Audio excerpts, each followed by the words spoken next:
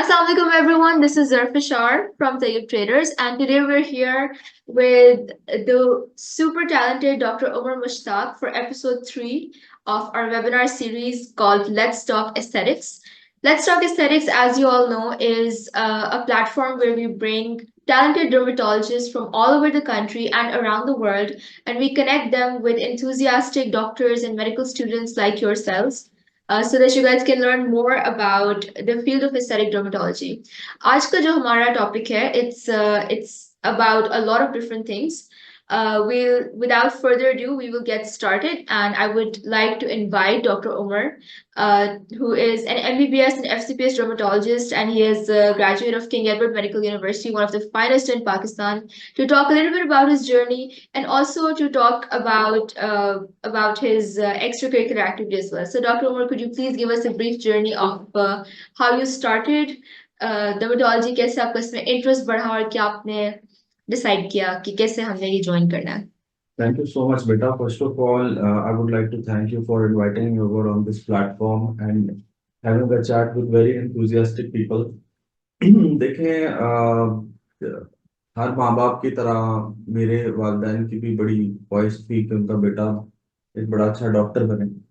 तो उन्होंने बड़ी मेहनत की हम पे। इतना इतना कभी सोचा तो नहीं था, लेकिन बस उन्होंने मेहनत की और उस मेहनत का सिला ये हुआ कि ये जर्नी एक स्टार्ट हुई। पहले एमबीबीएस किया, फिर उसके बाद जब मैंने हाउस जॉब की, till my house job I was not at all sure कि मैं डर्माटोलॉजिस्ट बनूंगा। It's back in 2007 when I did my MBBS. मैंने 2007 में जैसे एमबीबीएस किया, उसके बाद मेरी हाउस जॉब का सिलसिला शुरू हुआ। और जब मैंने डर्माटोलॉजी कि 3 मंथ्स मैंने डर्माटोलॉजी में हाउस जॉब की थी, मैडम सबरीना के साथ ना, which is a very big name in dermatology. और वो मैं तो उनको आज शुरू से अब तक एक ही बात कहता हूँ कि she is a mother of dermatology. तो उनका एक बड़ा इन्फ्लुएंस था मेरे पे। और उन्होंने जो है उनकी इतनी मदरली और इतनी जिस तरह से वो टीच करते थे डर्माटोलॉजी, मैं ये क्रेडिट सबसे पहले तो उनको दूंगा कि उन्होंने ये इन्फ्यूज किया और मुझे अपने अंदर एक डर्माटोलॉजिस्ट नजर आना शुरू हो गया।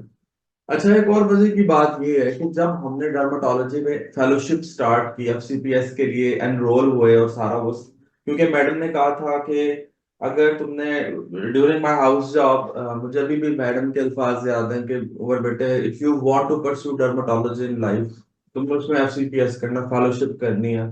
तुमने सेटल किसी और चीज के लिए नहीं करना। मैं तुम्हें एक अच्छा टीचर भी देखती हूँ और मैं ये चीजें देखती हूँ। उन्होंने ये उनके अल्फाज थे और इससे मुझे बहुत ज्यादा मोटिवेशन मिली। और मैंने काफी मेहनत की एफसीपीएस पार्ट 1 एग्जाम के लिए।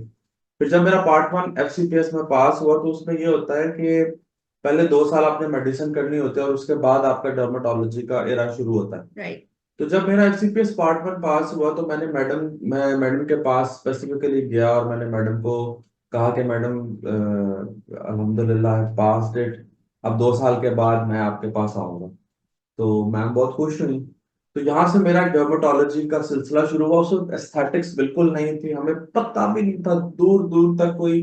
आप आज से 15 साल पीछे जाए, 2007-8 में जाए, देयर वाज नो एस्थेटिक्स। यहाँ पे शायद कोई इक्का दुक्का क्लिनिक्स थे, बहुत कम लोग थे जिन्होंने ये चीज इंट्रोड्यूस कराई थी। और बस डर्मेटोलॉजी में हम एंटर हो गए। फिर उसके बाद डर्मेटोलॉजी में फेलोशिप, उसमें फिर एफसीपीएस के दौरान आपको पता है जो रिसर्चेस करनी होती हैं और टॉपिक्स होते हैं, उसमें थीसिस, डिसर्टेशन, वो सारा एक लंबा प्रोसेस होता है। Yeah. बहुत ज्यादा एग्जाम से गुजरना होता है।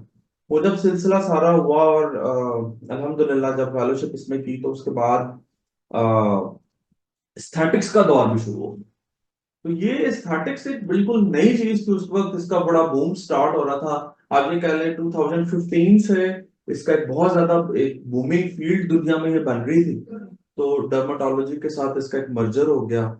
और ये है कि अब अल्हम्दुलिल्लाह यहाँ पे अब जैसा कि मेरा क्लिनिक फेज 4 में है, तो हम एक बड़ा अच्छा इसमें state of the art aesthetic clinic भी है और डर्माटोलॉजी भी साइड बाय साइड, दोनों चीज। ये नहीं है कि सिर्फ एक चीज कोई बंदा वो करे, बंदे ने मतलब जो मेरे मेरे हिसाब से ये है कि जिन लोगों ने फेलोशिप स्कीम ही है, जो प्रॉपरली क्वालिफाइड डर्माटोलॉजिस्ट हैं, वो सारे एस्थेटिक्स के साथ साथ डर्माटोलॉजी को भी साथ साथ देख रहे हैं, क्योंकि डर्माटोलॉजी एक बहुत वास्ट फील्ड है। आपकी बॉडी का लार्जेस्ट ऑर्गन होता है skin, That's true. The largest organ in the body, और उस लार्जेस्ट ऑर्गन की टेक केयर करना, उसमें इतने डिजीजेस है। वो कहते हैं ना कि आप जब तक किसी चीज में घुसते नहीं है आपको पता नहीं चलता। जब हमने डर्माटोलॉजी के अंदर ये सारी ट्रेनिंग्स की और ये किया, तब हमें पता चला कि दूर से तो हमें ऐसा लगता था यार इसमें क्या होगा, लेकिन when we entered in the field it was a big big field, बहुत बड़ी फील्ड थी, और बड़ा कुछ इसके अंदर हमें सीखने को मिला, देखने को मिला। एंड अल्हम्दुलिल्लाह हमारी टीचर्स, हमारे पेरेंट्स, उनकी दुआओं से अब हम उस नॉलेज को अप्लाई कर रहे हैं, and many patients are getting benefited with. Yeah, that's true. Thank you so much for that journey of yours. I just want to also talk a little bit about. I think you're one of the very few doctors in Pakistan who are doing other things as well that are super exciting. Like I know that you have आपका एक शौक है जो Harley Davidson bikes होती हैं. Maybe some of you know about them. You have a chopper with you. तो यहाँ पे how did you start this angle and does it help you clear your mind in the field when you're out for work? बेटा, बड़ा बहुत मजे का question है, और बड़ा मुझे, मैंने इसको इस क्वेश्चन को बड़ा एंजॉय किया। एक्चुअली बात ये है कि डॉक्टर्स के बारे में एक मिथ भी है, और डॉक्टर्स के बारे में एक बड़ा ये होता है कि जो ये किताबी कीड़े होते हैं, इनको पढ़ाई के अलावा जिंदगी में कोई काम ही नहीं होता, और बस ये बड़े सीरियस होते हैं और ये लाइफ को एंजॉय नहीं करते। देखो, डॉक्टर से पहले ना, I am a human being, okay, first of all I am a human, then I am a doctor, right. हर इंसान की एक इंस्टिंक्ट है, हर इंसान के अंदर उसके शौक हैं, ठीक है। तो मैंने अपनी जिंदगी का एक असूल रखा है कि आपकी जिंदगी में एक बैलेंस होना चाहिए, ठीक है। ये नहीं कि आप ऑल टुगेदर एक चीज के पीछे लग के बिल्कुल अपने आप को उसी चीज के लिए डेडिकेट और डिवोट करते हैं, आप उसमें बैलेंस रखें। अब मैं जब अपना काम करता हूँ तो मैं बड़ा होल हार्टेडली अपना काम करता हूँ, और मैं बड़े दिल से अपना काम भी करता हूँ, लेकिन इसके साथ साथ मैंने अपने शौक भी रखे हैं। मेरे जो संडेज होते हैं उनमें, यस, मुझे बहुत शौक है। मेरे पास चॉपर है, इट्स लाइक क्रूजिंग बाइक। ये Yeah. जो स्पोर्ट्स बाइक से थोड़ा डिफरेंट होता है। Yeah. ये हम जैसे बुड्ढों के लिए जो है ना क्रूजिंग बाइक्स होते हैं, यंगस्टर्स के लिए स्पोर्ट्स बाइक्स होते हैं। तो हम उस पर क्रूज करते हैं, हमारे हमारे बड़ा अच्छा सा ग्रुप है, हम उस ग्रुप के साथ ग्रुप मूवमेंट्स करते हैं। बड़ी डिसिप्लिन्ड राइड्स होती हैं, एक अच्छी फन एक्टिविटी है बेटा, और इसको साथ अपनी जॉब के साथ साथ अपने प्रोफेशन के साथ साथ इसको रखा हुआ। That is amazing. It was so amazing getting to know you beyond the field of dermatology. लेकिन अब हम conversation को वापस हमारे topic के ऊपर लेके आते हैं, which is two part. एक है हमारा CO2 के बारे में, जो कि skin resurfacing के बारे में. As everyone here probably knows, CO2 is one of the most powerful laser. It's considered a gold standard in skin resurfacing, rejuvenation, और इसके और भी बहुत से लिंक्स यूज केसेस होते हैं, फायदे होते हैं. तो हम लेट्स स्टार्ट विद CO2. आप हमें हमारे डॉक्टर्स को थोड़ा सा बता दें, ओवरव्यू दें कि what exactly is CO2 laser, what it does just at a core. बिल्कुल, मैं इसके बारे में एक ब्रीफ इसका बताऊंगा। मैं कोशिश करूंगा कि थोड़े टाइम में जितना इसके बारे में मैं बता सकता हूँ सबको बता सकूं। देखिए, लेजर, सबसे पहली बात यह, what is laser. Laser basically एक लाइट डिवाइस है, लाइट की डिवाइस है, जिसमें लाइट एम्पलीफिकेशन होती है बाय रेडिएशन एमिशन, ठीक है। ये लेजर होती है कि आप रेडिएशन एमिशन से लाइट एम्पलीफिकेशन लेते हैं। अब लेजर स्पेसिफिकली क्या चीज है और लाइट, इसका डिफरेंस ये होता है कि लेजर में एक स्पेसिफिक वेवलेंथ होती है, राइट। उस वेवलेंथ, वो जो वेवलेंथ होती है ना, वो हर क्रोमोफोर के अकॉर्डिंगली बने ना। What is a chromophore? Chromophore होता है कि जिस चीज ने उस वेवलेंथ को हिट करना है उसके अकॉर्डिंगली। अब जैसा कि हेयर रिमूवल लेजर जो होता है, उसका क्रोमोफोर होता है मेलानिन, राइट। जो बाल के अंदर मेलानिन होता है बेटा, वो उसको हिट करती है जाके। अब जिस बाल में मेलानिन नहीं है, जैसा कि बड़ा ये होता है कि जो व्हाइट हेयर को टारगेट नहीं करती, उसमें मेलानिन नहीं होता, तो वो क्रोमोफोर हिट नहीं हो सकता, वो वेवलेंथ उसकी उसको हिट नहीं कर सकती, तो व्हाइट बाल कैटर नहीं होती। इसी तरह जो वैस्कुलर लेजर्स है, उनका क्रोमोफोर हीमोग्लोबिन होता है, तो हीमोग्लोबिन के उसके अकॉर्डिंगली एक्ट करते हैं। जो CO2 लेजर है, ये बड़ा डिफरेंट किस्म का लेजर है Yeah. बेसिकली उनसे। उनकी जो वेवलेंथ है वो, उनका जो स्पेक्ट्रम है वो 500 नैनोमीटर से यूजुअली 1064, और इस नैनोमीटर में वो लेजर्स होते हैं। लेकिन इसकी जो इसका जो वेवलेंथ है वो 10600 नैनोमीटर है। ये एक बड़ी यूनिक वेवलेंथ है। और इसका जो क्रोमोफोर है वो वाटर है, Right. जो आपकी स्किन में, Yeah. आपके टिश्यूज के अंदर। Yeah. अब हम आज तक सुनते आए हैं कि जी इंसान ह्यूमन बॉडी में भी मेन जो कंपोनेंट है वो पानी है ना बेटे, Yeah. हर चीज के अंदर। तो ये वाटर इसका क्रोमोफोर है, राइट। ये जाके स्किन के वो पूरे वाटर उसको हिट करती है, वो इसको कैच करता है, थर्मोकोagulation प्रोसेस के जरिए ये अपना एक्ट करती है। अब इसके जो CO2 लेजर होता है ना, इसमें बहुत ज्यादा डिफरेंट मोड्स होते हैं। अब इसमें एक मोड जो बड़ा फ्रीक्वेंटली यूज हम करते हैं अपनी प्रैक्टिस में, डर्मेटोलॉजिस्ट, वो होता है कॉन्टिन्यूस वेव मोड। लाइक उसमें ये होता है कि हम उससे एक कॉन्टिन्यूस वेवलेंथ से, एक स्पेसिफिक वेवलेंथ से थर्मोकोagulation इफेक्ट अचीव करके स्किन रिजुविनेट करते हैं। Right. हम उसमें अब स्किन रिजुविनेशन जो होती है, बेसिकली स्किन रीसर्फेसिंग भी उसको कहते हैं। अब लेजर स्किन, अब क्योंकि अबलेटिव लेजर होता है Yeah. तो इससे अबलेटिव स्किन रीसर्फेसिंग भी होती है। अब वो डिफरेंट, जैसा कि आप एक्ने स्कार्स को ले लें कि जिसमें पेशेंट्स बड़े ज्यादा वरिड होते हैं कि हमारे फेस पे बहुत ज्यादा गड़े हैं। आप लाइट लाइट पिगमेंटेड मार्क्स को ले लें, बहुत डार्क तो नहीं लेकिन लाइट पिगमेंटेड मार्क्स को ले लें। आप वैसे ओवरऑल फाइन लाइंस को ले लें तो लोग कई लोगों को फोटो सन इंड्यूस बहुत जल्दी रिंकलिंग स्टार्ट हो जाती है। तो इसके लिए तो ये gold standard So undoubtedly. basically CO2 is like an ablative laser जो स्किन की सरफेस के अंदर पेनिट्रेट करके आपके लिए एक तरह से हीट प्रोड्यूस करके कोagulation थर्मोकोagulation थर्मोकोagulation करती है, और उसके बाद उसका हीलिंग प्रोसेस होता है एक टाइम के बाद। बिल्कुल। इसमें देखो बेटा, होता बेसिकली ये है ना कि आपकी स्किन की डीपर लेयर्स है ना, राइट। कुछ सेल्स होते हैं, या उन सेल्स को हम कहते हैं फाइब्रोब्लास्ट, राइट। या अब जब फाइब्रोब्लास्ट हिटिंग होती है ना, वो जो डीपर स्किन का सेल फाइब्रोब्लास्ट होता है, जब वो हिट होता है या तो उसके बाद ये होता है कि वो प्रिकर्सर है कोलेजन का। अब ये जितनी भी मैंने बात की ना स्किन रिजुविनेशन की, ये नियोकोलाजेनेसिस, कोलेजन इंडक्शन की वजह से होती है। यस जब फाइब्रोब्लास्ट जो कि उसका फादर है कोलेजन का, जब वो हिट होता है या तो उसके बाद कोलेजन सिंथेसिस होती है, कोलेजन प्रोड्यूस होता है, तो उससे स्किन रिजुविनेट होती है, एक्ने स्कार्स में फायदा पहुंचता है, जी इसी तरह फाइन लाइंस में फायदा पहुंचता है, इन सब में। तो ये बेसिकली जो एक थर्मो कोएगुलेशन के जरिए आप इनमें फायदा पहुंचा रहे हैं, आप न्यू कोलेजेनेसिस कर रहे हैं, बेसिकली कोलेजन इंडक्शन हो रही है। और अब ये बेसिकली जो CO2 लेजर का एक ऐसा इफेक्ट है जो कि एब्लेटिव लेजर का इफेक्ट है। इसके अलावा ये एक ऐसी गोल्ड स्टैंडर्ड लेजर है कि आप, मैं कहता हूँ जितने फायदे इससे ले सकते हैं, मेरा नहीं ख्याल आप किसी और लेजर से ले सकते हैं, क्योंकि इसमें ऐसे ऐसे मोड्स। आप इसका एक मोड है कटिंग मोड। जी।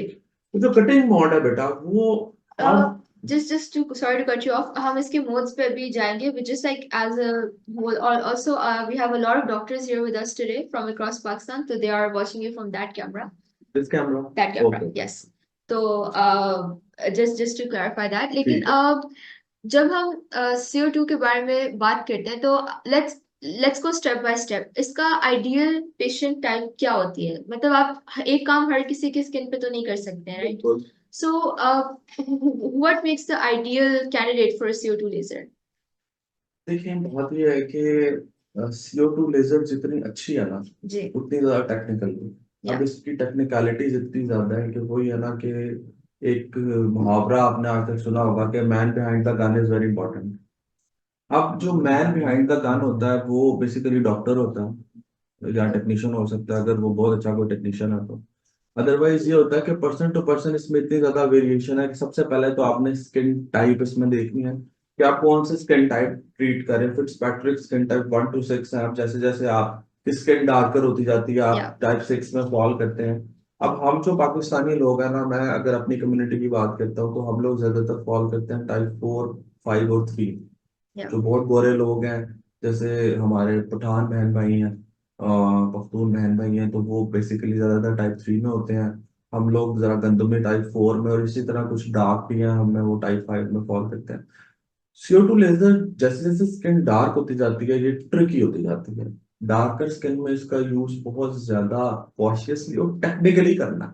क्योंकि इसमें इसमें मसला ये है कि अगर आप हर स्किन को एक ही तरह से एक ही सेटिंग में एक ही पावर में एक ही डेप्थ में, अब ये इसके डिफरेंट मोड्स है ना, आपने person to person, skin to skin, skin condition to skin condition, उसकी पावर और उसकी डेप्थ को चेंज कर, आप एक ही सेटिंग में हर चीज को तो ट्रीट नहीं कर सकते ना That's बेटा। true. आपने स्किन टाइप देखनी है, आपने स्किन कंडीशन देखनी है, आपने एसोसिएटेड कंडीशन देखनी है कि भाई वो जो स्किन में ठीक कर रहा हूँ या कर रही हूँ उसके ऊपर कोई पिगमेंटेशन तो नहीं है, या वो कोई सन डैमेज तो नहीं है, या वो कोई स्टीरॉयड क्रीम इंड्यूस्ड डैमेज तो नहीं है, उसकी वो कोई यूजुअल स्किन से ज्यादा पतली तो नहीं है। ये सारे पैरामीटर्स देखते हुए आपने एक स्पेसिफिक सेटिंग ऑफ एनर्जी करनी है और उस एनर्जी के अकॉर्डिंगली उसको ट्रीट करना है। इसका कोई hard and fast single parameter नहीं है कि आप एक ही पैरामीटर से हर चीज को ट्रीट करें। I think that's a very important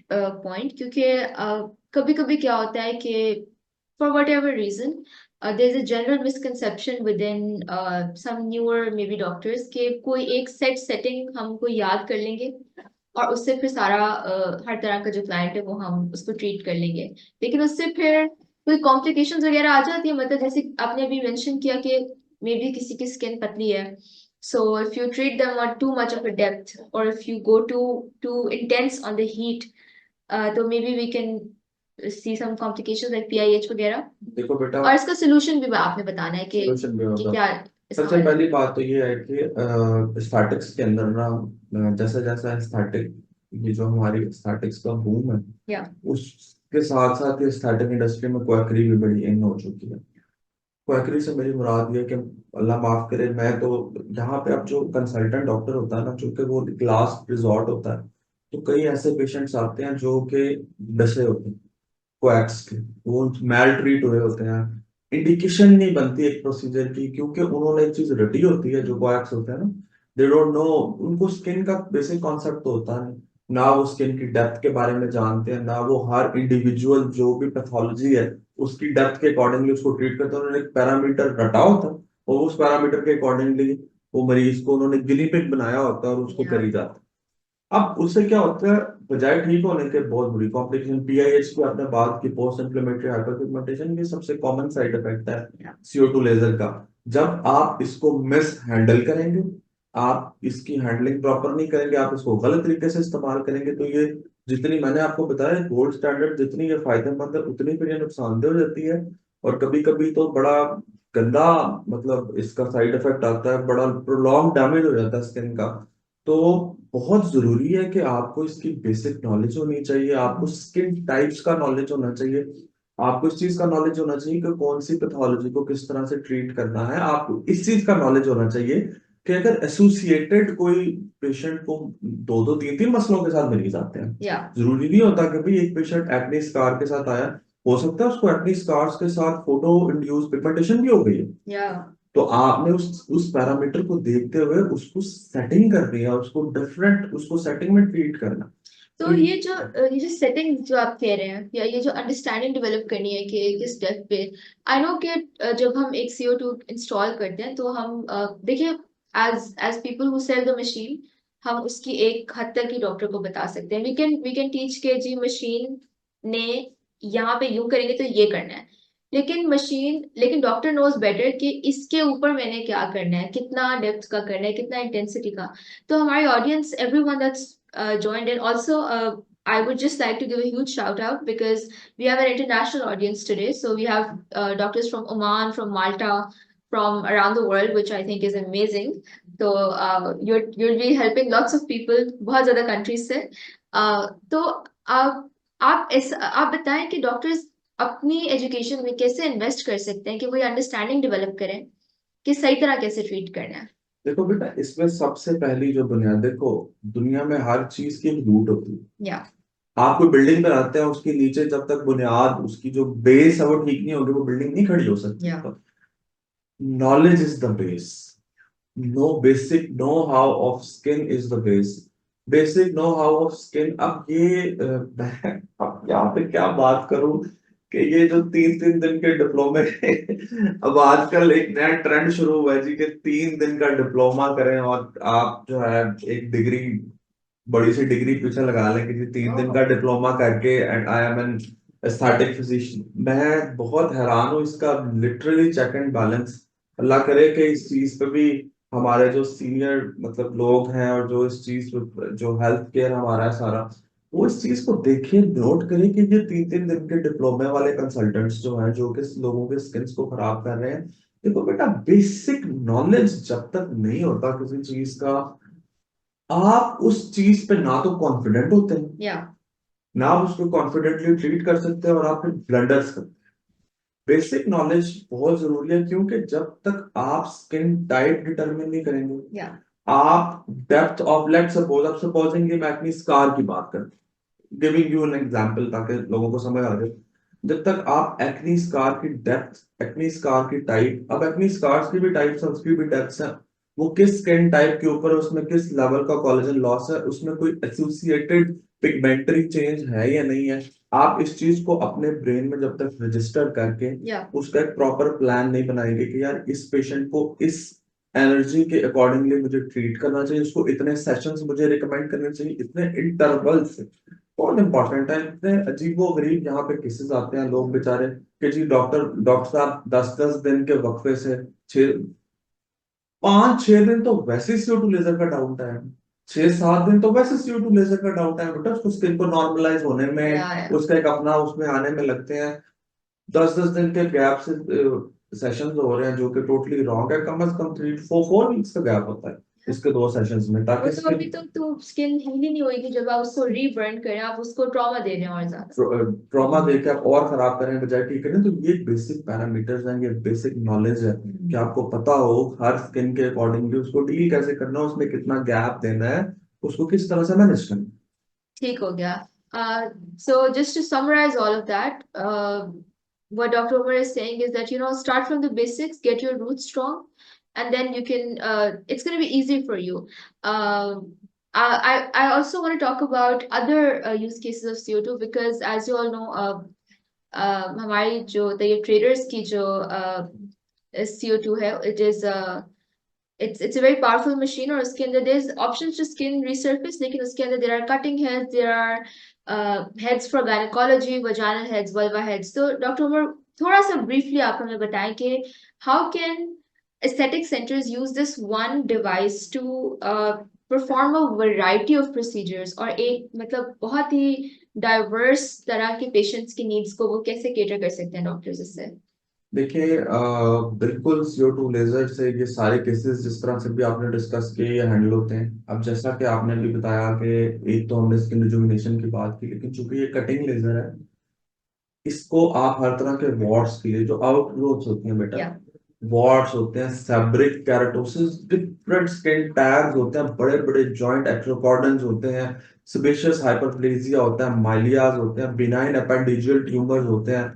इतने ज्यादा बिनाइन एपेंडिजियल ट्यूमर्स हैं लाइक सेरिंगोमास, ट्राइकोएपिथेलियोमास, एंजियोफाइब्रोमास, चेरी एंजियोमास। अब ये तो बहुत लंबी लॉन्ग लिस्ट है जो कि आउटग्रोथ, बेसिकली मैं इसको सिंपल टर्म में कहूंगा कि आउट स्किन की आउटग्रोथ है ना ये सारी।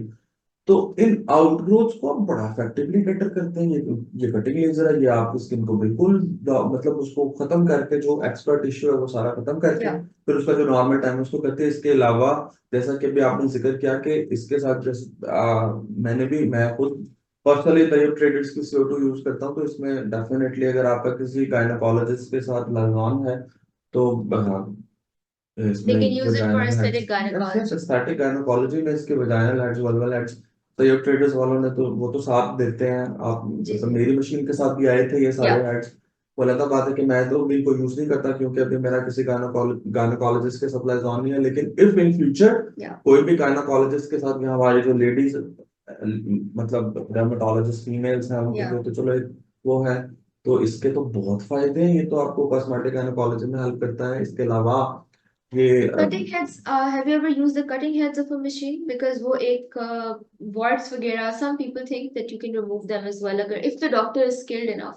तो can people use that for like very very very minor surgery? तो नहीं इसको कहेंगे, वो तो एक बड़ा word हो जाता है, but जो wart या कुछ इस तरह से, do you to be know? Honest, मैं आपको एक बात तो to be honest, minor surgery आप इस लेजर से बहुत इफेक्टिवली कर सकते हैं। आपको पता है, अगर जिनको आप नहीं मैं बताता हूँ ना, पता। अगर बेटा देखो आप अब इसमें भी, अब मैं जितनी भी बातें करता हूँ ना, इन सब के रूट में एक बात है, बेसिक नॉलेज। या बेसिक नॉलेज, या अगर आपको यूज करना आता है, आपका बेसिक नॉलेज है हर डिजीज का। या अब लेट सपोज कई पेशेंट्स हैं, मैं एक एक कॉमन चीज बताता हूँ, keloid. What is a keloid?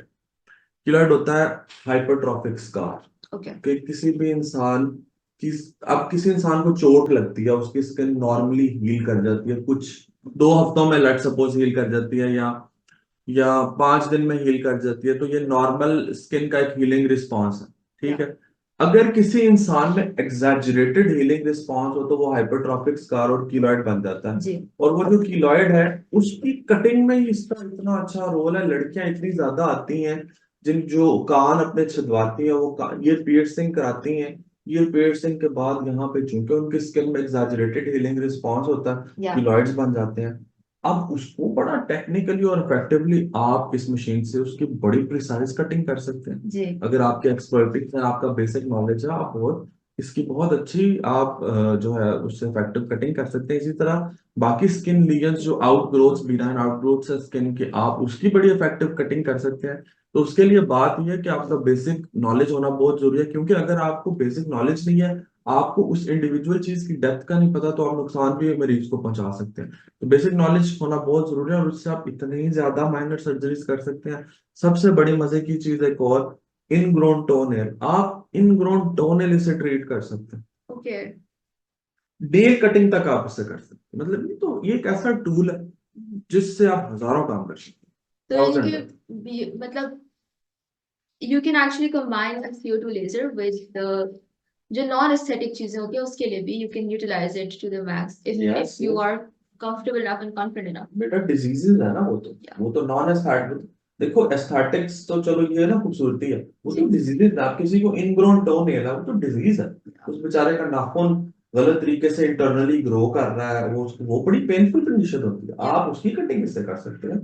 कीलॉइड्स है, वो डिजीज है बेचारे, या किसी किसी की स्किन का एग्जैजरेटेड हीलिंग रिस्पॉन्स, आप उसको इससे कैटर कर सकते हैं। तो डिजीजेस में यूज होती है बहुत। great. Last question on CO2 इसके बाद we'll move to PRP for hair. इसके जब कभी कॉम्प्लिकेशन आ जाए पोस्ट प्रोसीजर, जैसे PIH आ जाए या रेडनेस आ जाए और वो जा नहीं रही है for whatever reason, how can doctors control that? What kind of medications can they give? एक तो because what we've gathered from talking to doctors is that patient compliance is very bad in Pakistan. लोग बात नहीं मानते, आप कुछ कहेंगे जी मैंने लगाया था सनब्लॉक, बिल्कुल नहीं लगाया होता। आप मना करेंगे चूल्हे के आगे नहीं जाना खवातीन, फिर रिस्पॉन्सिबिलिटीज ऑन हमारी सोसाइटी का स्ट्रक्चर है वो। आपको पता चलेगा कल उन्होंने जी 15 लोगों की दावत की और मतलब 6 हांडियां पक रही हैं और ऐसा ही है, सारा CO2 बहुत होता है। का तहस नहस हो गया है और स्किन में PIH आ गया, लेकिन इल्जाम आ गया डॉक्टर साहब आपने मेरा मुंह खराब कर दिया। यस, ये एक बहुत कॉमन इशू है। So very very very how very can very doctor handle this thing? Very important point बेटा, मैं कहूंगा सबसे इंपॉर्टेंट पॉइंट है।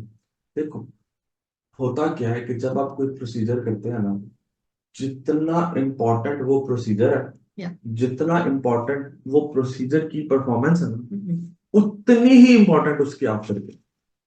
अगर आप प्रोसीजर बहुत अच्छा भी कर देते हैं, कमाल कर देते हैं, बेस्ट मशीन आपने यूज की, बेस्ट एक्सपर्टीज के साथ किया, बेस्ट पैरामीटर्स के साथ किया, लेकिन अगर आप अपने पेशेंट को आफ्टर केयर नहीं समझा रहे, तो इसका मतलब है you are committing a blunder और आप खराब कर रहे हैं केस।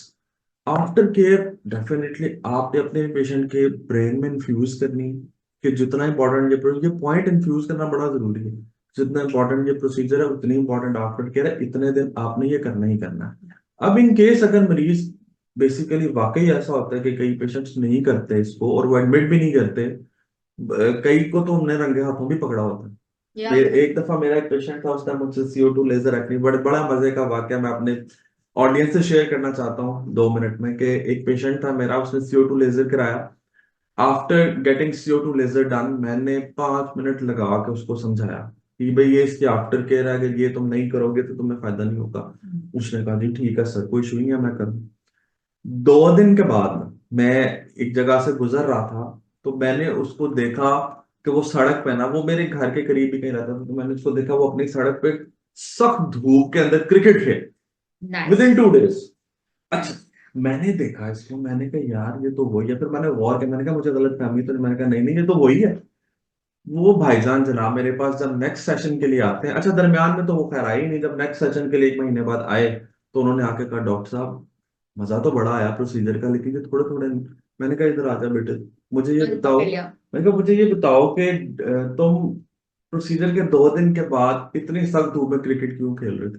नहीं नहीं डॉक्टर साहब मैं तो नहीं था। अच्छा, ये मानते नहीं है ना फिर। Yeah. खैर जब मैंने उसको कंफर्म करा दिया कि भाई मैं यहाँ से गुजरा था और वो मान भी गया, फिर वो माजरत सर वो गलती हो गई, बस उस दिन बड़ा दिल कर रहा था तो इसलिए।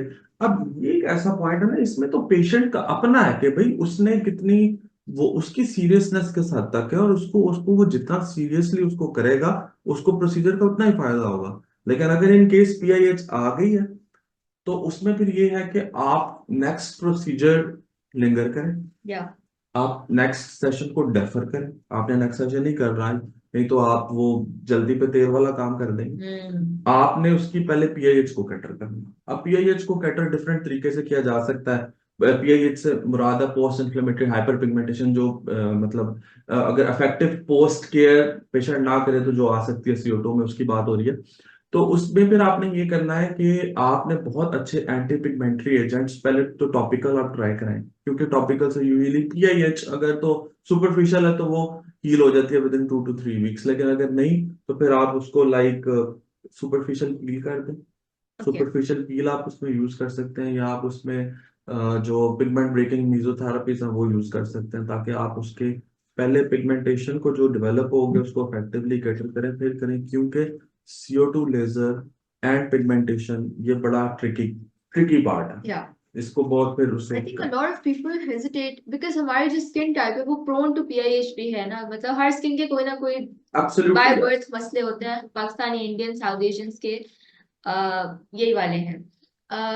अच्छा, बीच में साथ साथ डॉक्टर्स क्वेश्चन भी पूछ रहे हैं, लेकिन हम वो एंड पे लेंगे. ठीक तो है। If you guys have more questions please feel free to write them in the chat box. हम एंड पे दोनों टॉपिक्स के बाद we will come to the Q&A. So you're very right. So so to summarize, first apply prescribe the topical solutions. इसके बाद अगर नहीं हो रहा तो you can do peels and then meso pigment breaking, वो जो आप पिगमेंट ब्रेकिंग एजेंट्स इंट्रोड्यूस कराते हैं उसको Yeah. मेसोथेरेपीज कहते हैं। And of course and obviously sun block bar.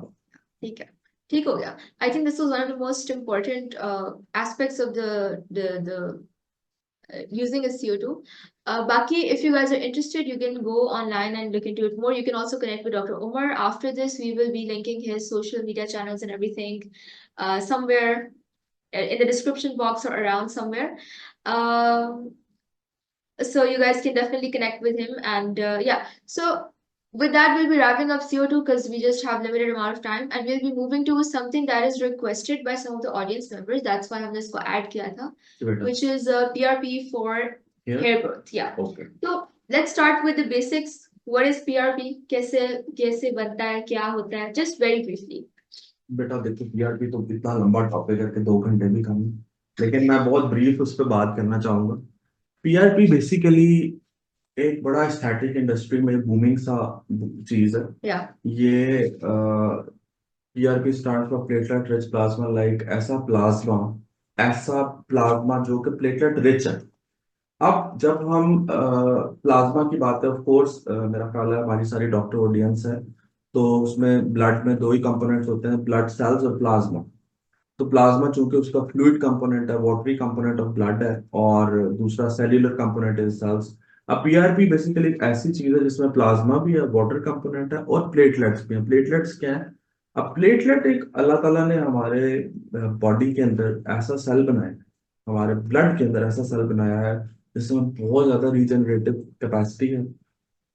Normally जब भी किसी इंसान को बेटा चोट लगती है ना, Yeah. और हीलिंग होती है उसके वुंड की, तो वो प्लेटलेट्स के थ्रू होती है। फिर अल्लाह ताला ने प्लेटलेट्स में इतनी ज्यादा पावर दी है कि नॉर्मल हीलिंग भी प्लेटलेट ही कराता है। तो जब हम उसको healing by primary and secondary intention पढ़ते होते थे ड्यूरिंग आवर एमबीबीएस, तो उसमें प्लेटलेट प्लग बनना, प्लेटलेट एग्रीवेशन एग्रीगेशन होना, वो सारी चीजें होना। तो वो इतना पावरफुल सेल है प्लेटलेट के, उसके अंदर इतने ज्यादा ग्रोथ फैक्टर्स होते हैं, like platelet derived growth factor होता है उसके अंदर, इंसुलिन लाइक ग्रोथ फैक्टर होता है, ट्रांसफॉर्मिंग ग्रोथ फैक्टर बीटा इतना important, fibroblast growth factor, fibroblast जो कि कोलेजन का प्रिकर्सर है उसका ग्रोथ फैक्टर। तो ये इतने लंबे लिस्ट है प्लेटलेट्स के ग्रोथ फैक्टर्स की कि मैं आपको क्या बताऊं, तो वो सारे बेसिकली प्लेटलेट रिच प्लाज्मा के अंदर होते हैं।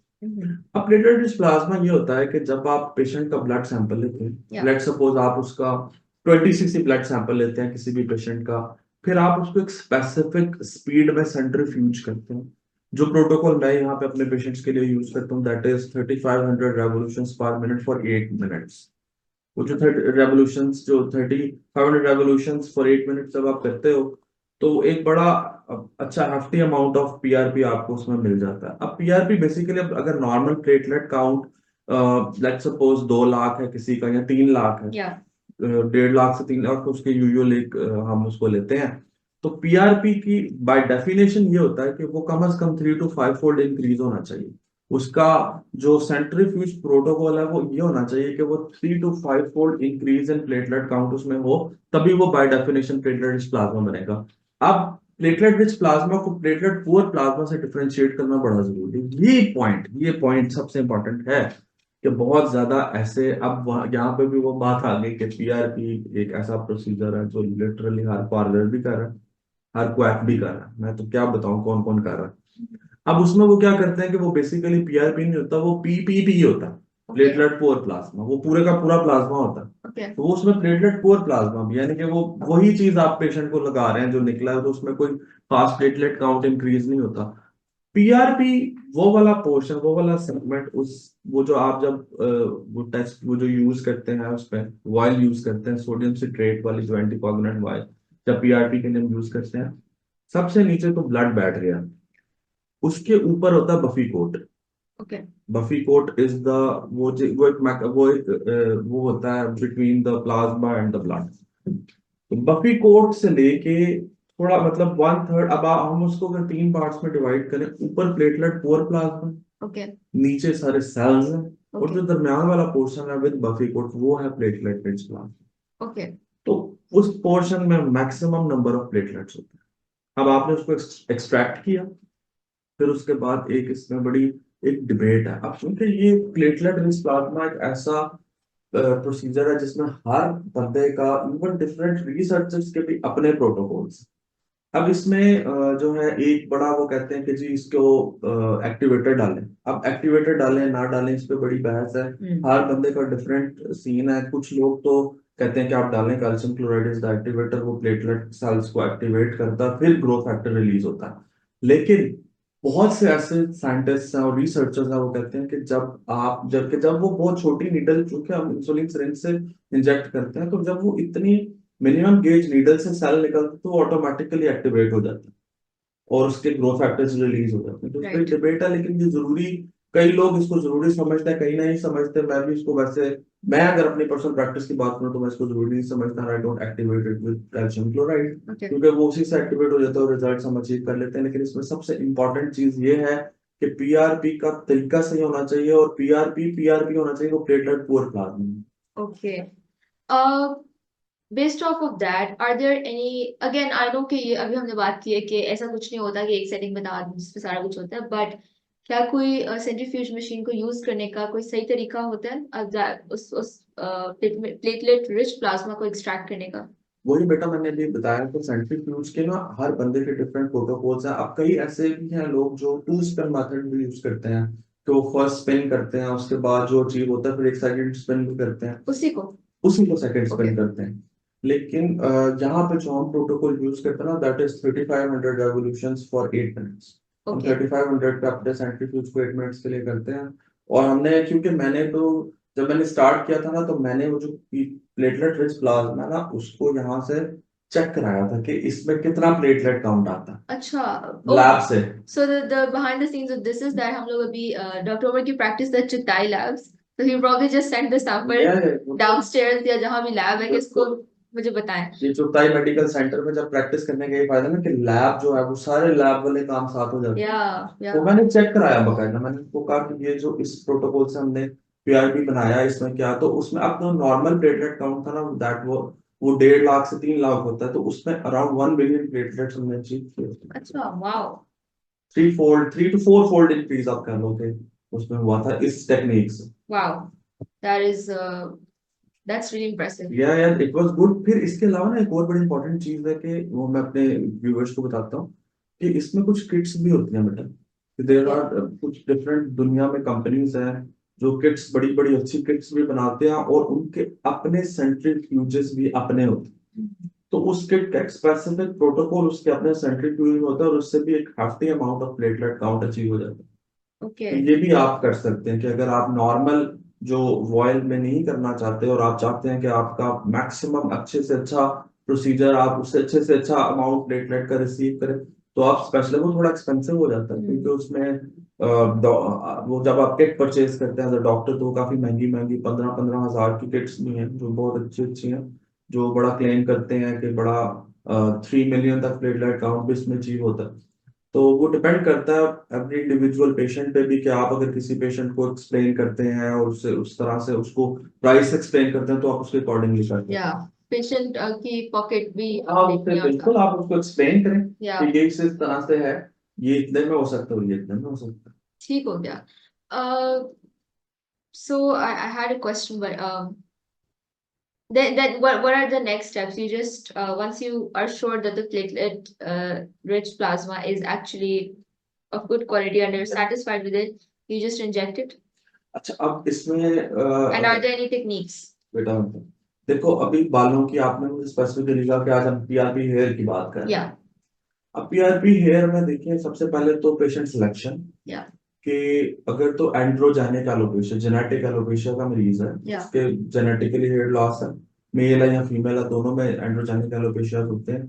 सबसे पहले तो आपने उनकी स्कोरिंग करनी है कि आपने मरीज को देखना है कि भाई वो किस स्कोर में फॉल कर रहा है किस लेवल का उसका एंड्रोजेनिक एलोपेशिया उसके अकॉर्डिंगली आपने उसको होप देनी है क्योंकि उसके अकॉर्डिंगली ही पीआरपी ने एक्ट करनी है। yeah. अब एक बिल्कुल ही गंजा इंसान है बिल्कुल ही उसके बाल ही नहीं है सर पे उसका हैमिल्टन स्कोर 7 मतलब टोटली बैड है तो फिर तो उसमें पीआरपी मेरा नहीं ख्याल इतना वर्क करेगा। तो इसलिए आपने सबसे पहले उसकी उसको देखना है कि एंड्रोजेनिक एलोपेशिया है डिफ्यूज हेयर लॉस है टीलोजन इफ्लूवियम लाइक टीलोज मतलब थोड़ा सा बता देते हो टीलोजन इफ्लूवियम के किसी स्ट्रेस से रिलेटेड या किसी बीमारी कोई लॉन्ग टर्म प्रोलॉन्ग इलनेस के बाद जो आपके बाल शेडिंग फेज में चले जाते हैं Yeah. बहुत ज्यादा हेयर लॉस हो जाता है तो उसको टीलोजन इफ्लूवियम कहते हैं।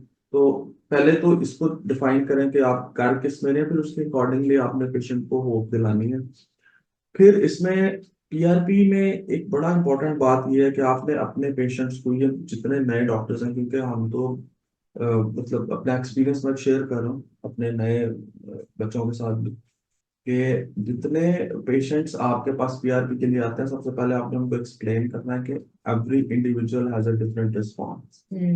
ये एक्सप्लेन करना बहुत जरूरी है। अगर आप ओवर्ट एक्सपेक्टेशन किसी मरीज को दे देंगे यार तुम्हें तो आना ही आना है तुम्हारा तो कमाल हो जाना है तुम्हें तो क्या से क्या हो जाना है तो वो फिर पेशेंट ना एक बहुत अनड्यू एक्सपेक्टेशन बना लेगा और वो प्रॉब्लमेटिक भी हो सकता है बाद में। तो सबसे पहले पेशेंट को एक्सप्लेन करना बहुत जरूरी है कि भाई हर तरह का मरीज एक जैसा रिस्पॉन्स नहीं देता डिफरेंट रिस्पॉन्सेज हैं और हो सकता है आपको बहुत अच्छा रिस्पॉन्स आ जाए हो सकता है आपको इतना अच्छा ना भी आए। तो इस तरह से पेशेंट प्रेपरेशन बड़ी जरूरी है इसमें। फिर टेक्निक यही है कि डिफरेंट लोग डिफरेंट टेक्निक्स यूज करते हैं कुछ लोग माइक्रो नीडलिंग के थ्रू भी करते हैं लेकिन मैं जो टेक्निक यहाँ पे अपने क्लिनिक में यूज करता हूँ that is insulin syringe technique. Okay. आप इंसुलिन सिरिंज से जब करते हैं वो माइल्ड माइन्यूट इंजेक्शन उसमें पहले तो आपने क्योंकि PRP is a bit painful for the patient तो आपने इसमें पेशेंट को जरूर पहले थोड़ा सा यहाँ तो टॉपिकल आपके पास अगर बहुत स्ट्रॉन्ग नंबिंग क्रीम है वो लगा सकते हैं नहीं तो आप स्पेसिफिक पॉइंट्स पे उसको स्कैल्प एनेस्थीसिया देके उसके बाद करेंगे तो वो पेशेंट के लिए कंफर्टेबल हो जाएगा और उसको पहले ही गाइड करें कि इसके 4 to 6 सेशंस बड़े जरूरी है। और उन्होंने जिम्मेदारी से लेने हैं ऐसे नहीं कि जिम्मेदारी एक के बाद अगर कुछ बहुत मैजिकल नहीं हुआ तो फिर tata bye bye doctor change.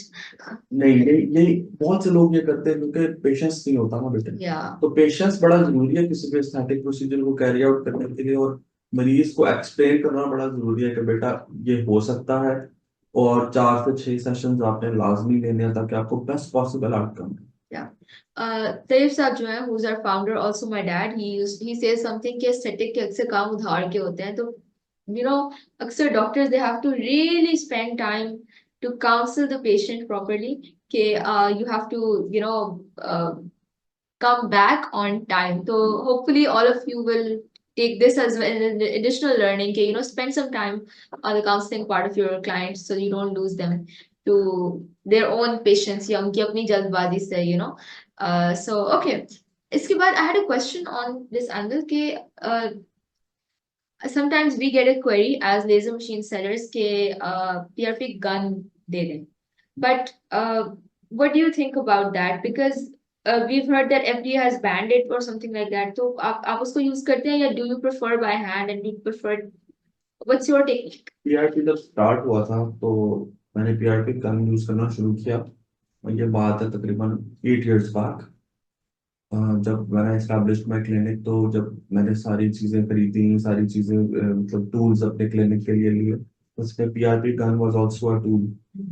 लेकिन जब मैंने वो यूज करना शुरू किया तो somehow I was not satisfied। Her doctor के अपने पर्सनल इसमें एक्सपीरियंसेस होंगे, लेकिन I was not satisfied with PRP का। मुझे ऐसे लगता था कि वो मतलब मैं सेटिस्फाई नहीं हो पाता था कि वो, मुझे ऐसा लगता था कि मैनुअली जब हम इंजेक्ट करके उस प्रोडक्ट को, जो हमने प्रिपेयर किया प्रोडक्ट, जब हम प्लाज्मा, जो प्रोडक्ट हमने प्लाज्मा प्रिपेयर किया पीआरपी, जब हम उसको प्रॉपर इंजेक्ट करेंगे तो जो हमें उससे इफेक्ट अचीव होगा ना, वो हमें उस गन से नहीं होगा। तो मैंने उसको शुरू में किया। मजे की बात है मेरे पास अभी भी वो गन पड़ी है। Okay. लेकिन मैंने वो कभी फिर यूज नहीं की। Okay, so आपकी personal preference is more towards doing it by hand. Yes. ठीक हो गया. I think with that we are at 4:52. We have so many questions for you. और करते करते और भी होंगे, I'm sure. So let's start with the first question in no particular, actually in an order I'm going to take them. Um, uh, okay, someone's asking that where did you do your post graduation for aesthetic? देखिए, सबसे पहले तो मैंने जिस तरह FCPS किया, उसके बाद एक सबसे अच्छा जो कोर्स होता है ना, वो है, वो जो मुझे लगता है that is American academy of aesthetic dermatology, AAAD। Okay. American academy of aesthetic dermatology is a Dubai operated aesthetic platform, Okay. जो कि एक बड़ा बेसिक सा आपको अच्छा जो एस्थेटिक्स का जो प्राइम प्रोसीजर्स है वो, मतलब उसकी आपको हैंड्स ऑन ट्रेनिंग्स ये देते हैं। वही है जो दुबई डर्मा में होता है या कोई सेपरेट है? दुबई डर्मा तो एक एग्जीबिशन होता है, और Yeah. वो Dubai derma is separate thing, ये सेपरेट है। Okay. ये एक बॉडी है जो कि आपको सिर्फ एस्थेटिक्स सिखाते हैं क्वालिफाइड लोगों को। एएडी की सबसे अच्छी बात यह है कि वो पिकी क्वालिफाइड लोगों को करते हैं, जो प्रॉपर डॉक्टर होते हैं, और फिर उनको एक बहुत अच्छा पॉलिश करते हैं रिगार्डिंग, क्योंकि बेसलाइन नॉलेज तो उनके पास होता है। Yeah. फिर उसके बाद उसको एक पॉलिश किया जाता है और एक प्रॉपर एस्थेटिशियन बनाया जाता है। ठीक हो गया. Then there is a question that says which institutes from Punjab or internationally are recognized for doing a diploma in aesthetics? If you know about this, not sure. देखिए, एस्थेटिक्स में अभी तक तो माय नॉलेज का sir diploma कोई नहीं है। इसमें तो यही है कि पहले आप जब, अब ये हो गया, क्योंकि पहले हमारे जमाने में तो ऐसा नहीं था, लेकिन अब ये कि पोस्ट ग्रेजुएट ट्रेनिंग के साथ, जब आप पोस्ट ग्रेजुएशन इन डर्मेटोलॉजी कर रहे होते हैं, तो उसके साथ साथ आपको एस्थेटिक्स की भी अब साथ साथ ट्रेनिंग सर्टेन इंस्टीट्यूशन में दी जा रही है। लेकिन मैं बड़ा ज्यादा इस चीज पे फोकस करूंगा कि बेटा देखें, अगर आपके पास बेसलाइन नॉलेज नहीं है तो ये जो 3-3 दिन के डिप्लोमे हैं, अक्सर मेरे मोबाइल, अब मुझे मेरे मोबाइल पे मैसेजेस आए होते हैं कि जी 3 दिन में डिप्लोमा करें, 2.5 लाख फीस होती है। 6 दिन का डिप्लोमा होता है, 3 लाख फीस होती है। और उसमें उन्होंने लिखा होता है कि जी कोई भी आके रजिस्टर हो जाए, और वो तो this is very wrong practice है। तो जब आप यकीन करो बेटा, एक इस क्वेश्चन को रिस्पॉन्ड मैं जरूर करूंगा कि ट्रस्ट मी बच्चों, कि जब तक बेसलाइन नॉलेज नहीं होगा आप ब्लंडर करोगे। आप यकीन करो कि इतने ऐसे लोग हैं जो ब्लंडर जब कर लेते हैं, उसके बाद डेफिनेटली वो उल्टा पड़ता है। Yeah. तो मरीज तो आपको नहीं छोड़ता ना। Yeah. फेस की बात होती है, तो वो फिर इतने लोग मुझे कांटेक्ट पर्सनली भी करते हैं, डॉक्टर उमर खुदा के लिए उसको ठीक कर दें, किसी तरह ठीक कर दें, ये प्रॉब्लम हो गया हमारे लिए। तो आप पहले देखो, हम भी इंसान है बेटा, हम, कोई भी इंसान गलती कर सकता है, कोई भी किसी भी इंसान से गलती हो सकती है, हम कोई फरिश्ते नहीं है, और इंसान तो है ही गलती का पुतला, अनडाउटेडली हम सभी होती रही हैं गलतियां, हर एक से होती हैं, लेकिन जब किसी के पास बेस लाइन नॉलेज होता है ना, देखो एक तो डिग्री डिग्री की बड़ी इंपॉर्टेंस, वो आपका एक, आपका जो होता है ना, एक आप कह लो कि सेल्फ कॉन्फिडेंस होता है, सेल्फ और आपको कॉन्फिडेंस। मेहनत भी की होती है। I mean, you बहुत can't मेहनत, compare MBBS 5 years then FCPS I'm not sure 5 साल में 5 होता है। साल, वो 6-7 साल हो जाते हैं उसमें। तो So that's the एक time invested बहुत in टाइम your होता है उसमें, perfection. और एक सेल्फ कॉन्फिडेंस भी होता है। तो जो बेस लाइन जब होती है ना आपके पास, उसके बाद अगर वो भी तो आप उसको कवर कर लेते हैं, लेकिन बेस लाइन के बगैर बड़े इश्यूज हो जाते हैं, और जब इंसान उसमें फंस जाता है ना, तो फिर उससे निकलता नहीं। So if you guys are interested, you know, his advice to you is that don't go for quick fix solution. Bandage mat dalein problem pe. You can go for reputed organizations or reputed people. Maybe you can contact Dr. Umar if he's willing to teach you on a one-on-one basis. I don't know if that's मैंने एकदम से कह दिया, but if that's something you would like to do, or if you guys would like us to facilitate a session with him for you privately, let us know. You know, maybe, but like learn from good people and learn from talented people that are going to uh, give you the right advice. Yes. Yeah. Okay, next question. Role of fractional CO2 for tattoos and keloids. Tattoos, tattoos में तो fractional CO2 laser का कोई role नहीं है। Yeah, okay. Tattoos में fractional CO2 laser का बेटा कोई रोल नहीं है, क्योंकि टैटू में तो एक पिगमेंट होता है ना, जो पिगमेंटेड इंक आपके स्किन के डीपर लेयर्स में इनकॉर्पोरेट हो जाती है, तो वो तो उसमें क्यू स्विच लेजर का रोल है बेसिकली। वो क्यू स्विच लेजर और पिको लेजर से रिमूव होता है। कीलॉइड, यस यस, मैंने तो अभी अपने टॉक में इसका बड़ा जिक्र किया है कि कीलॉइड एक ऐसा डिजीज है, हाइपरट्रॉफिक स्कार है ना, जैसे लड़कियां बहुत आती है कान से दुआ ईयर पियर्सिंग के बाद बड़े बड़े कीलॉइड्स, बहुत एम्बैरेसिंग होता है किसी भी लड़की के लिए। और वो बड़ा इफेक्टिवली कटिंग, आप उसे कटिंग मोड से ओ यस, आप उसकी प्रॉपर उसके से बेस से उसको जब उतारते हैं तो जबरदस्त रिस्पॉन्स है। ठीक हो गया. Okay, hopefully that was helpful for you. Okay, Dr. Shawaz is asking for post-procedure PIH, what superficial peels can be used? Most preferred superficial peel is 30% lactic acid. Lovely. It's a lovely peel. There you go. That's your answer. Can you please arrange? Okay, this is for me. This is not a question for you. They were asking if we can have another session. So, agar aapko, I'll talk about that later on. If live demos or things like that. But right now we cannot commit because आगे Ramzan आ रहा है. Our team is flying to Dubai for the conference. Dr. Omar is also flying somewhere. So. मैं भी आप Dubai जा रहा हूँ Oh, conference के लिए। great. तो वहां से लाइव कर देंगे. भाई से किसी को पकड़ के वहां से कहेंगे आज हम इधर आए लेके आपको करें CO2. Okay. What's the reality of adding biotin and serums to PRP? Are they really effective? बड़ा बड़ा अच्छा क्वेश्चन है। देखें, PRP ऑलरेडी एक ग्रोथ फैक्टर इंड्यूस ट्रीटमेंट। सबसे पहले तो मैंने आपको जो बताया ना बेटा, कि उसको अगर बनाने का तरीका आपका सही है ना, और आपने वाकई PRP ही एक्सट्रैक्ट किया है, उसमें प्लेटलेट पोर प्लाज्मा नहीं है और PRP ही है, तो फिर तो उसके उसमें मेरा ख्याल है कि जरूरत ही नहीं होती बेटा, उसका अपना बहुत अच्छा रिजल्ट है। लेकिन बिल्कुल कई लोग हैं जो कि कहते हैं कि डॉक्टर साहब हमें कुछ एक्स्ट्रा भी दें, कुछ एक्स्ट्रा भी दें, तो उसमें बड़ी, वो फिर प्री फॉर्म्ड वॉयल्स ही हैं, प्री फॉर्म्ड बायोटिन वॉयल्स होती हैं, pre formed growth factor vials होती हैं।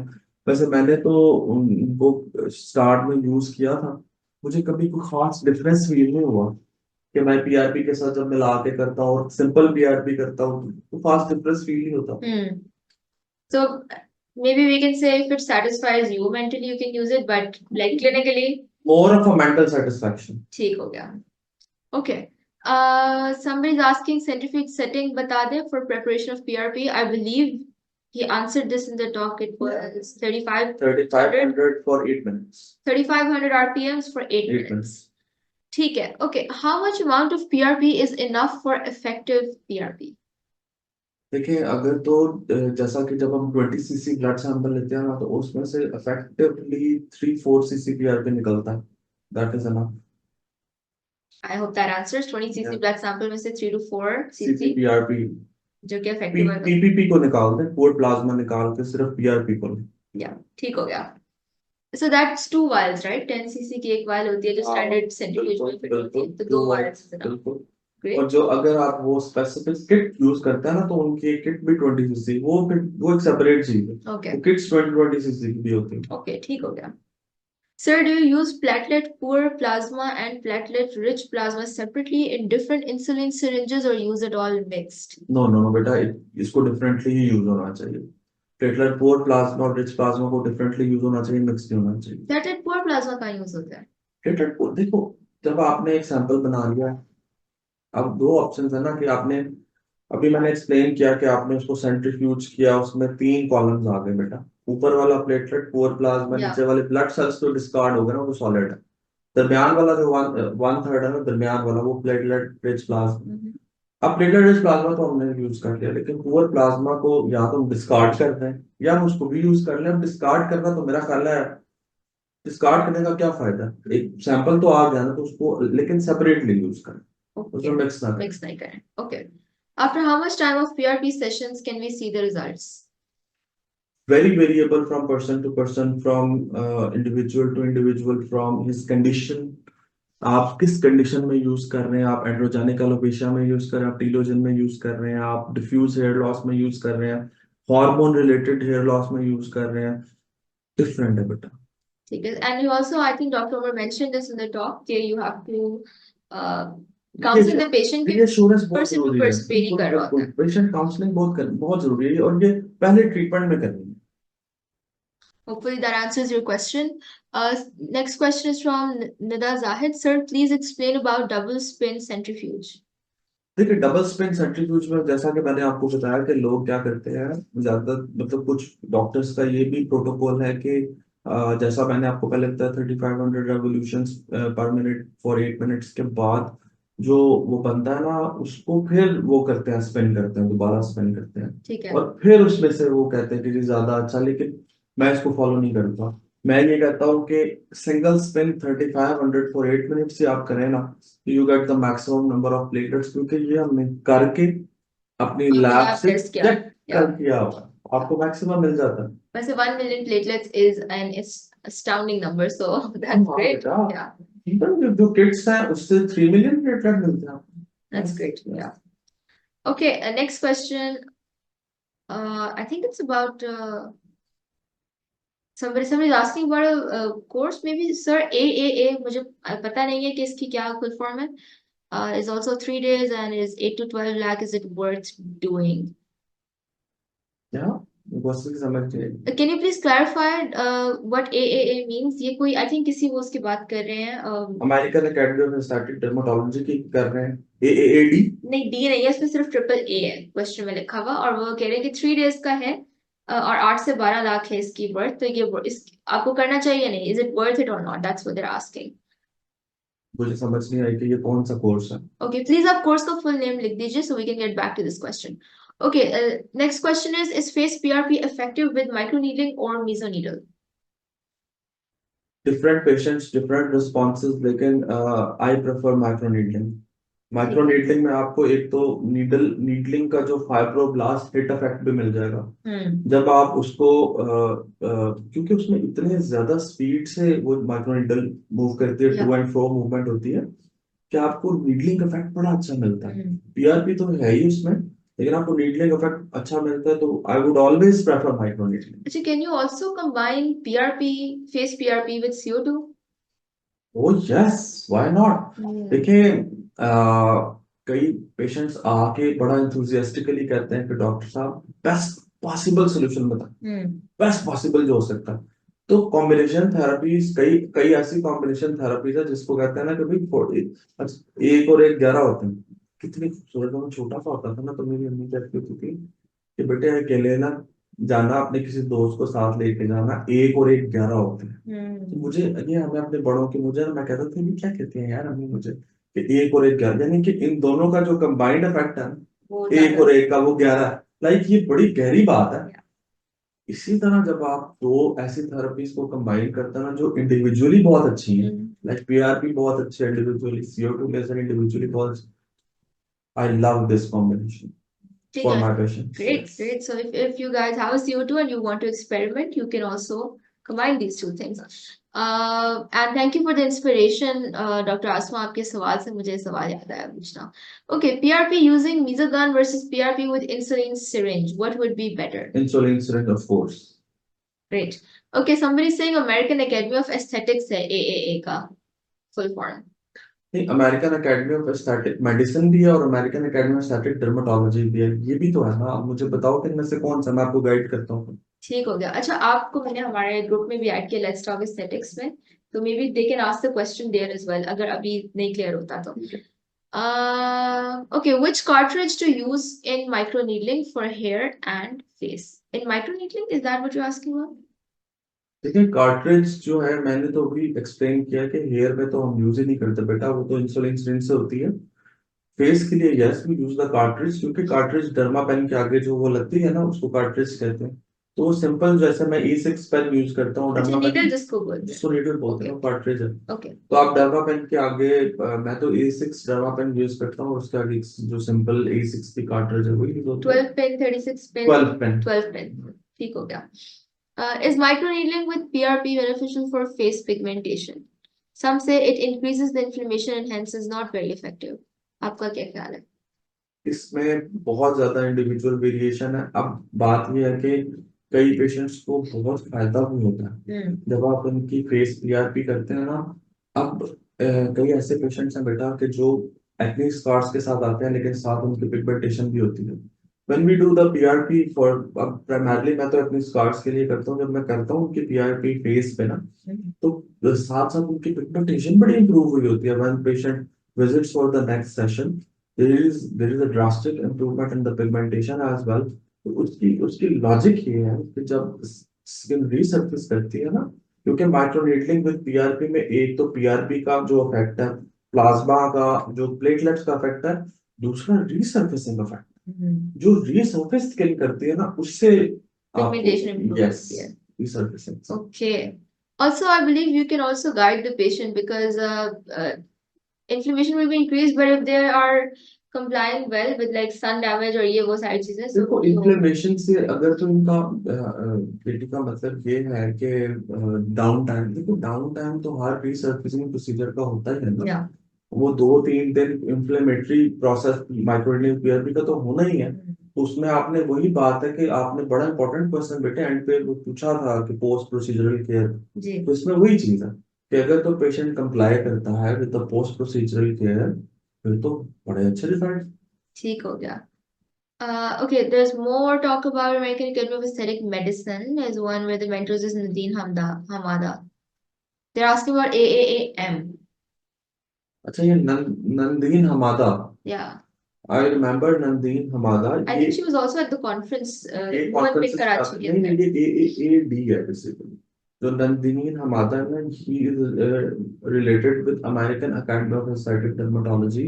It's a very good platform. Okay. It is a good platform. Okay, ठीक है. लेकिन बहुत एक्सपेंसिव है. Yeah. इनके लेवल्स है, इनका लेवल होता है, ये लेवल 1, लेवल 2, लेवल 3 पे जाके ट्रीट करते हैं अपने जो भी कैंडिडेट्स होते हैं. तो ये डिफरेंट लेवल्स पे सर्टिफिकेशंस देते हैं. Yeah.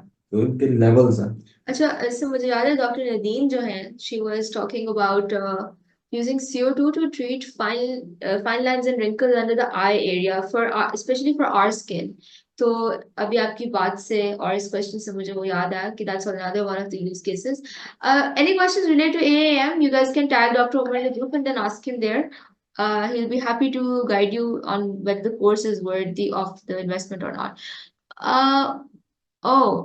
Combination of CO2 and PRP, what should be the gap between the two and which procedure should be done first? I think ये इनको मुझे लगता है कि आप थोड़ा सा बताएं कि कॉम्बिनेशन का मतलब क्या होता है, because I believe आप नहीं मैं during the procedure मैं तो इकट्ठा करता हूँ. हाँ. देखिए, कॉम्बिनेशन का मतलब ये है कि आप साइमल्टेनियस इकट्ठा यूज करो दोनों को. उसमें ये होता है 2 टेक्निक्स हैं.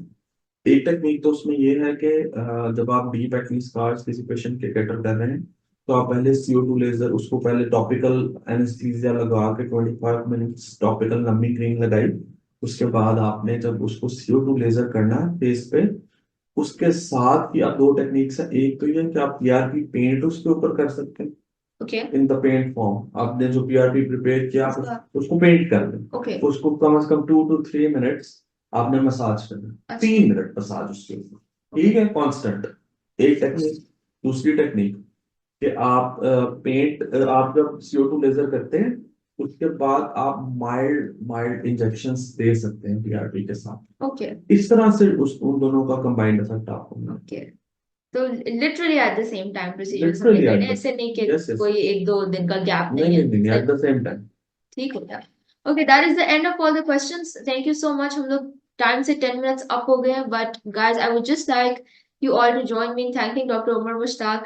And honestly, aesthetic dermatology अपनी जगह, but you guys must ask him to show you guys his amazing bike, because honestly, the group of bikers in Lahore, they're the most wholesome people. And you know they make these मुझे समझ में नहीं आती यार, it's like you know this there's the captain, there's a proper yes formation yes होती है yes, उसकी। एक उसमें कैप्टन होता है या जो कि लीड करता है ग्रुप को, या और एक उसमें सबसे बैक पे बैक होता पे है होता है जो कि ये देख रहा होता है कि सारी जो मूवमेंट है आपकी प्रॉपर है, या आप डिसिप्लिन राइड है, और कोई इशू किसी को नहीं। या अगर लेट सपोज किसी को कोई इशू आता है ड्यूरिंग राइड, तो वो सारा उसको भी सारा मैनेज मैनेज करके करते ना, हैं या it's a beautiful activity. Yeah, so you guys, ask him for that as well. I think that we should have more activities like these in Pakistan, and I am just personally a fan. So Yeah. ये थोड़ा सा मैंने self plug भी किया है. But beyond that, thank you so much, Dr. Umar. Dr. Umar is an FCPS dermatologist. He's practicing in Lahore at Chuktai, and he has such a good, strong practice and such a good, strong presence on online as well. You guys can go to his Instagram page. You guys can follow him on LinkedIn, on his on Juktai's page. You'll see him around, and he has been so helpful to us in explaining about CO2 fractional laser as a gold standard, and also for PRP for hair.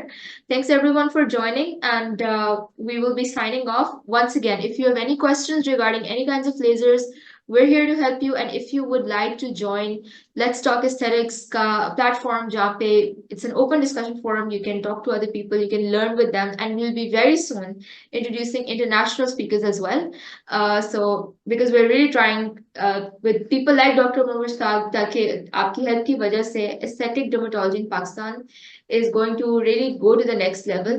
And I always say this, but again, like हमारी com का जो number है वो हम 25 करोड़ अब के senses हैं, तो there is more than enough for everyone, everyone wants to look beautiful, and you Yeah. are the people that are going to make that happen. And it should be dermatologists, it should not be random people from the street. No. So that's the only purpose of this platform. Thank you, and take lots of good care, stay beautiful, stay young. If you guys want to get a procedure, you know where to find Dr. Umar, right here in Lahore. Thank you. And Thank you for inviting. It was really a very good conversation, and inshallah, whenever my beautiful people need me, I'm always there. thank you, Dr. Umar. That is your grace and your big heart. Thanks, guys. Take care. Allah Hafiz.